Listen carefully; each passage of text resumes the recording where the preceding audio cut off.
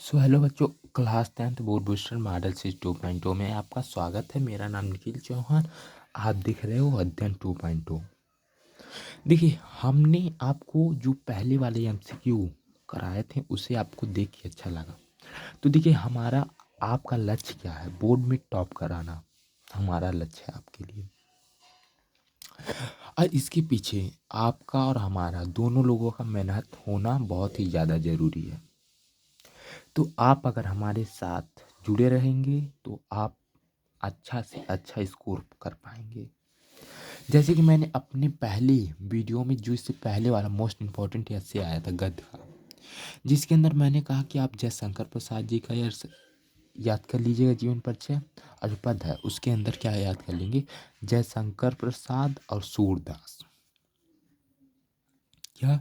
जयशंकर प्रसाद और सूरदास ये दोनों इतने ही मोस्ट इम्पॉर्टेंट जीवन परिचय हैं जो कि हर साल बेटा, जब से हमारा मान लो 2010 से लेकर के 2023 और 2024 में भी पूछेगा। इतना इम्पोर्टेंट ऐसे है, बताओ। 2010 से लेकर के 2023 में भी पूछा था और 2024 में, और लगातार पूछ रहा है, हर साल पूछता है। इतना इम्पोर्टेंट है। अभी इसको बात तुमको डिसाइड करना है कि 5 नंबर चाहिए कि नहीं। तभी देखना। देखो, हर एक पूरे एकदम पूरे ऐसे बताऊंगा कि ना कि हर चीज़ तुम्हें क्लियर हो जाएगा। पूरा एकदम डिटेल में लाया हूँ कि कैसे आप लिखेंगे तो आपको 5 में से 5 नंबर पूरा स्कोर मिल जाएगा। ये आपको पूरा 5 में से 5 मिल जाएगा। बारीकी से मैंने फ्लो चार्ट को बनाया है। आपको भी ऐसे लिखने से पहले आपको फ्लो चार्ट बना लेना है इतना बड़ा। फिर उसके बाद यहाँ से लिखना शुरू कर देना, लिखना शुरू कर देना है। तो मैं पहले फ्लो चार्ट पे आता हूँ। तो फ्लो चार्ट में देखो क्या क्या लिखा है, इसे पहले आपको ध्यान से देखना और इसे ही याद करना है। फ्लो चार्ट में लिखा है, जो हमारे सूरदास जी थे, कौन? सूरदास। उनका जन्म कब हुआ था? तो 4079, कब? 4079 में हुआ था। इनका जन्म स्थान की बात करें तो कहाँ पे? रूनकता। कहाँ पे? रूनकता नामक ग्राम में हुआ था। इनके पिता का नाम क्या था? तो इनके पिता का नाम क्या था? रामदास सरस्वता। तो रामदास अगर लिख देते हैं तो भी आपको अच्छा नंबर मिल जाएगा। इनकी मृत्यु जब हुई थी कब? सन 1583 में, यानी 5083 इसमें इनकी मृत्यु हो गई थी। इनकी भाषा की बात करें तो इनकी भाषा ब्रज थी। क्या थी? ब्रज थी। और रचना इनका सबसे प्रसिद्ध माना जाता है सूर सागर, साहित्य लहरी, और एक और है, आपको बताना वो कौन सा है, समझे? इनका साहित्य में स्थान जो था, क्या? साहित्य में स्थान। ये कृष्णा भक्ति के कवि थे। किसके कवि थे? कृष्णा भक्ति के कवि थे। इनका जीवन काल यानी कितने साल वह जीवित रहे थे? तो 105 वर्ष तक वह जीवित रहे थे। यह मुक्त शैली और ये पद की भाषा में अध्ययन करते थे। तो इतना आपको क्लियर हो गया होगा। अब मैं इसको एक बार और रिवीजन करता हूँ। इनका जन्म हुआ था कब? 4078 में। इनका जन्म स्थान गुणकता था। इनके पिता का नाम रामदास। इनकी मृत्यु जो हुई थी कब हुई थी? 1583 में हुई थी। इनकी भाषा क्या था? ब्रज था। इन्होंने रचना जो सबसे इम्पोर्टेंट है सूर सागर और साहित्य लहरी, और एक और है जो मैं अभी आपको बताऊंगा, जो इसको हम जानते हैं क्या? सूर सागर, सूर सारा वाली, और एक साहित्य लहरी। ये ही 3 मोस्ट इम्पॉर्टेंट इनकी रचना। मोस्ट इम्पॉर्टेंट ये मत कहना कि उनकी सिर्फ 3 ही रचना है। मोस्ट इम्पॉर्टेंट 3 है। क्या? मोस्ट इम्पॉर्टेंट 3 है। इनके साहित्य में जो स्थान था, ये कृष्णा भक्ति के क्या थे? कवि थे। किसके कवि थे? कृष्णा भक्ति के कवि माने जाते हैं। इनका जीवन काल कितने वर्ष का रहा? तो ये जीवित रहे थे 105 वर्ष तक। इनकी मुक्त शैली थी और ये पद में ये अध्ययन करते थे। बस इतना क्लियर। आपको भी इतना पूरा लिख देना है। इसके बाद अगर आपने इतना लिख दिया तो समझ लो 5 नंबर आपका यहीं फिक्स हो जाता है, समझ लो। क्योंकि जो आपका पेपर साइन करता है इसको यहाँ से लेकर के ये सब पढ़ना नहीं पड़ता है। आपका यहीं पे देख लेगा कि अच्छा बच्चा ना अच्छे तरीके से लिखा है, और यहीं पे आपको 5 नंबर ऐसे मारेगा, खर्चे देना 5 नंबर देगा तो तब चल जाएगा आगे। तो बातें एक बार डिटेल में इनके जीवन परिचय को पढ़ने का। तो उनके जीवन परिचय जो है इस डिटेल में पढ़ेंगे। तो हमने किसका जीवन परिचय पढ़ रहे हैं? सूरदास जी का। किसका बच्चों? सूरदास जी का। तो देखो सूरदास जी का जीवन परिचय लिखने से पहले आपको क्या करना है, यहाँ पे डाल देना हेडिंग जीवन परिचय। उसके बाद यहाँ से शुरू करना है। अब कैसे शुरू करना है मैं बता रहा हूँ। अष्टछाप के श्रेष्ठ सर्वश्रेष्ठ अष्टछाप के सर्वश्रेष्ठ कवि कौन थे? सगुण, या सगुण रहना चाहिए, थोड़ा सा गलती है। सगुण, क्या? सगुण, सगुण, ये बेटा काट लो, इसे काट लो। तो यहाँ से फिर से पढ़ते हैं। अष्टछाप के सर्वश्रेष्ठ कवि कृष्णा भक्ति सूरदास। किस भक्ति के थे? ये कृष्णा भक्ति के कवि थे। कौन? सूरदास जी थे। का जन्म कहाँ हुआ था बच्चों? बैसा यानी बैसाख के माह में। पंचमी, पंचमी जानते हो, बैसाख के माह में ही पंचमी का त्यौहार मनाया जाता है। अब कब हुआ था इनका जन्म? 1478 में इनका जन्म हुआ था। और कहाँ पे हुआ था? जो हमारा आगरा से, क्या आगरा से हमारा से मथुरा जाने वाले सड़क पे के निकट के पास, दिल्ली के पास रूनकता नामक गांव में हुआ था। यहाँ पे थोड़ा सा टाइपिंग मिस्टेक है। कहाँ पे हुआ था? रूनकता नामक, यहाँ के सड़क पे रूनकता, यहाँ पे आप हेडिंग डाल लेना, मान लेना। और कुछ विद्वान इनका जन्म कहाँ मानते हैं बच्चों? दिल्ली के निकट सीही मानते हैं। दिल्ली के अंदर एक सीही नाम है। देखो इनका जन्म लेकिन कहाँ हुआ था? रूनकता नामक गांव में। वह कहाँ पड़ता है? आगरा से मथुरा जाने वाले रोड पे पड़ता है। लेकिन कुछ विद्वान इनका जन्म कहाँ मानते हैं? दिल्ली के सीही नामक मानते हैं। लेकिन विद्वान अन्य इनका जन्म स्थान है क्या? रूनकता। देखो रूनकता यहाँ पे रहना चाहिए, थोड़ा सा टाइपिंग मिस्टेक है। मानते हैं नामक गांव में हुआ था, ये सत्य है। लेकिन कुछ लोग इनका जन्म दिल्ली मानते हैं, लेकिन ये गलत है। कुछ विद्वान मानते हैं, हम नहीं मानते हैं। समझे बच्चों? हाँ, हुआ था। यह मानते हैं कि सूरदास जन्म अंध थे। क्या सूरदास शुरू से ही अंधे थे? ऐसा लोग मानते थे।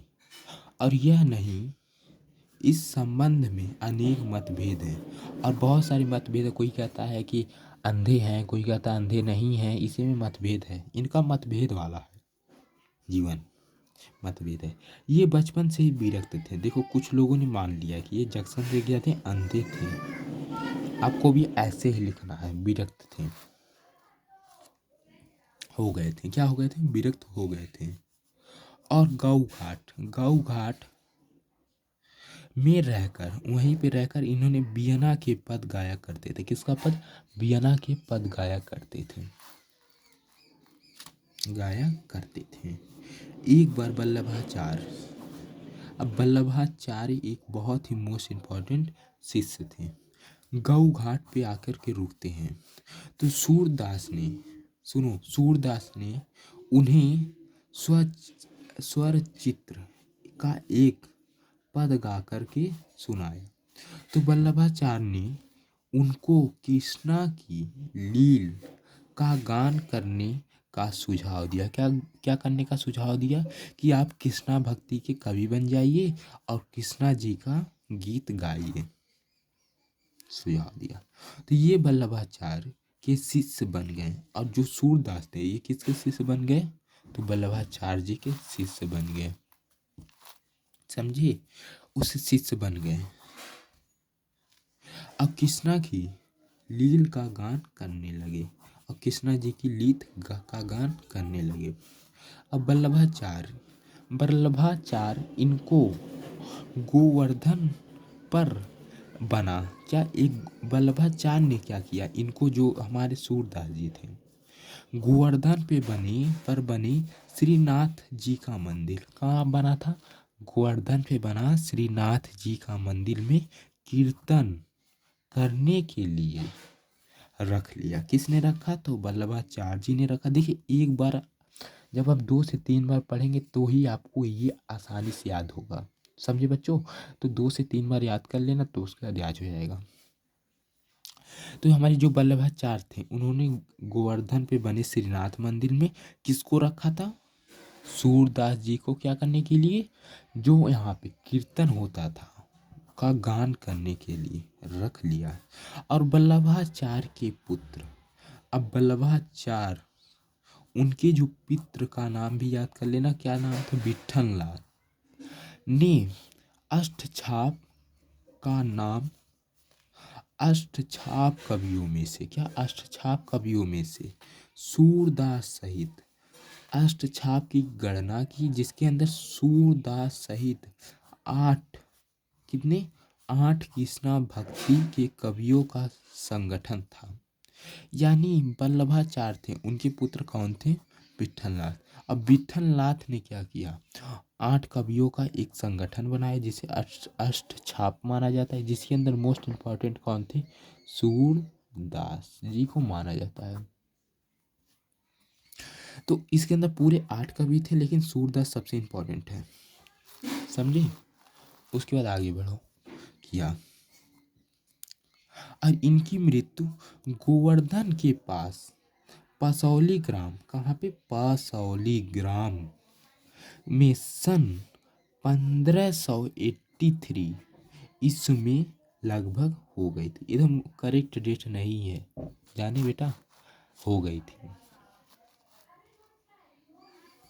और सूरदास के पदों का संलग्न सूर सागर। अब देखिए रचना आ गया इनका। क्या पहला रचना कौन है? सूर सागर और सूर सारावली। क्या? सूर सारावली तथा सहित लहरी। 3 मोस्ट इंपॉर्टेंट आ गए। कौन? सूर सागर, सूर सारावली और सहित लहरी। इनकी प्रमुख क्या है? रचना है। इनकी प्रमुख रचनाएं हैं। यह प्रसिद्ध है किससे? सूर सागर में 1.25 लाख, कितने लाख? 1.25 लाख पद का गायन है। पर अभी तक केवल 10,000 पद प्राप्त किए गए हैं। देखो, सूर सागर में पूरे कितने लाख पद हैं? 1.25 लाख पद हैं, लेकिन अभी तक जो पद ग्रहण किए गए कितने? मात्र 10,000। और सूर सारावली कथा वस्तु, भाव, भाषा और शैली और रचना की दृष्टि से निसंदेह सूरदास की ग्रामपित रचना है। ग्रामपित रचना है। और इनमें 1107 छंद है। कितने छंद है? 1107 छंद है। और सहित लहरी सूरदास, सहित लहरी में सूरदास के 118 दृष्टकूट हैं के पद का संगम है। क्या? संगम। बस यहाँ तक आपको पूरा डिटेल में जीवन परिचय को लिखना है। उसके बाद हेडिंग क्या डालना है? इनकी 2 रचना, इनकी 2 रचना। तो यहाँ पे सूर सागर, सहित लहरी और सूर सारावली में से आपको केवल दो लिखने रहते हैं। ये समझ लीजिए, केवल 2 लिखने रहते हैं। अब हम बात करते हैं जो हमारे अष्टछाप थे, जिसे किसने लिखा था? विठलनाथ। कि कवि में कौन कौन थे? तो पहले कवि थे कौन? सूरदास। उसके बाद कौन थे? नंददास। ये नाम इम्पोर्टेंट याद कर लीजिए, क्योंकि एमसीक्यू में पूछता है कि अष्टछाप में कौन कौन कवि थे। पहले सूरदास, नंददास, कुंभदास और परमबन दास और कृष्णादास और गोस्वामी दास। गोस्वामी, गोस्वामी यानी जो हमारे कौन थे? गोस्वामी किसको जाना जाते? जो हमारे क्या थे? अब हमारी कौन, हमने कितने को बता दिया? 1 2 3 4 5 6। अब 2 यहाँ पे हैं। कौन कौन से 2 यहाँ पे? चित स्वामी और ये कौन है? कुंभन दास। पूरे के पूरे 8 कवि थे अष्टछाप कवि के अंदर। जो कि आपको 8 का नाम बता दिया।